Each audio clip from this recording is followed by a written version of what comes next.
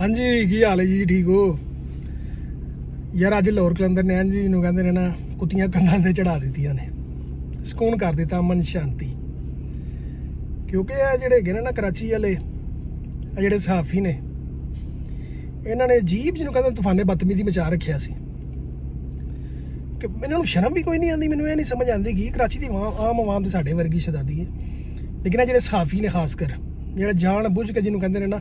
वो तड़का पाते हैं कराची का कराची लाहौर। हालांकि लाहौर यार हर बंदा उत्थे लाहौर च लगा फिरदा है। असीं कभी किसी ने कुछ नहीं कहा है कि तू जिहड़ा है पेशावर तो आ गया या तू बलोच है तेनों असीं इंज कर देंगे उंज कर देंगे या तू साडा हक ले लिया, कोई चक्कर नहीं गा। लेकिन यह पता नहीं की बगैरती इन्हां च भरी है। मोहम्मद समी पिछे ही कही जांदा सी कि जी मैं गेंद कराई सी सब तो फास्ट जी मैं कराची दा हैगा सी ते मेरी गेंद नहीं मन्नी ते शुएब अख्तर दी गेंद मान ली। भैन दा छोला ये कोई गल ही करने वाली यार।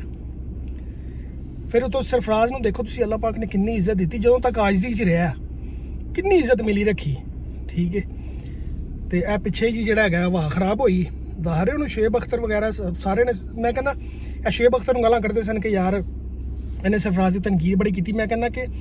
सरफराज जी थोड़ी बहुत अकल होंगी ना तो जाके शुएब अख्तर दे कोल बहिंदा तो उनके हथ चुमदा कि यार तू मैनू इन्नी देर तो कहता रहा कि मैं अपने आप से तवज्जा देवां लेकिन मैं तवज्जा नहीं दी, मेरी गलती की। तू मैनू सही कहता सी कि बच्चे उत्ते आ बैटिंग कर उत्ते आ बैटिंग कर लेकिन मैं आपे ही तवज्जा नहीं दी तो मैं आपे अपनी वजह तो जोड़ा है ना टीम तो बाहर होया। तो हुण आके हुण कराची खेडना शुरू कर दिता। इन्होंने भैन जी भी जो इज्जत मिलती है ना उदों इन्होंने याद नहीं आता कराची तो जो इन्होंने थोड़ा जिहा औकात च लियाईए तो नाल ही इन्होंने कराची याद आ जाता। तो यह हफीज़ ने जो पिछे जी ट्वीट की सी कि जी रिजवान जिहड़ा है बड़ा तबाही का कीपर जा रहा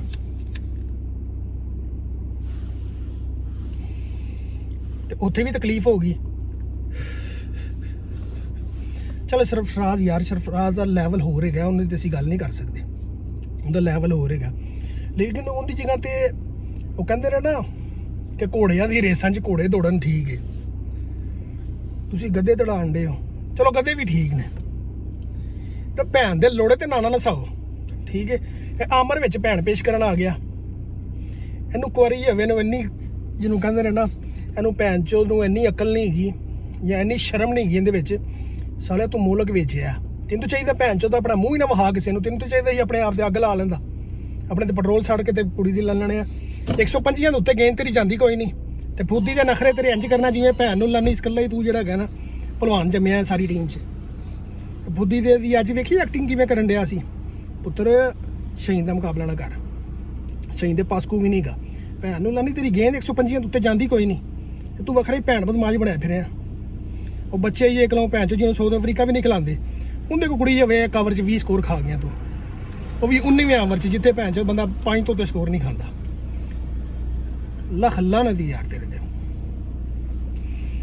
गल है भैन चौथ लोग है छड़े याद दिमाग खराब कर देता।